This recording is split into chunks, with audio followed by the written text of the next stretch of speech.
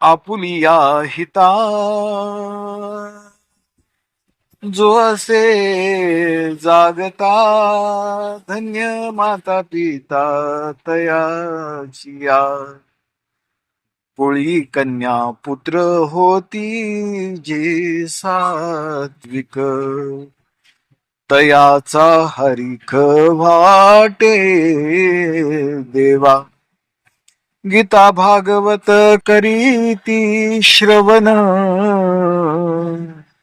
अखंड चिंतन विठोबाचे तुका म्हणे मज घडो त्यांची सेवा तरी माझ्या दैवा पार नाही.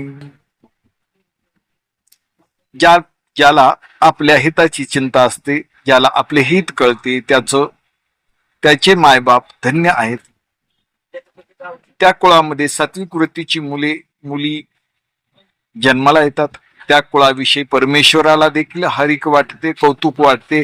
अशी सात्विक वृत्तीची मुले गीता भागवत श्रवण करतात, विठ्ठलाची अखंड चिंतन करतात.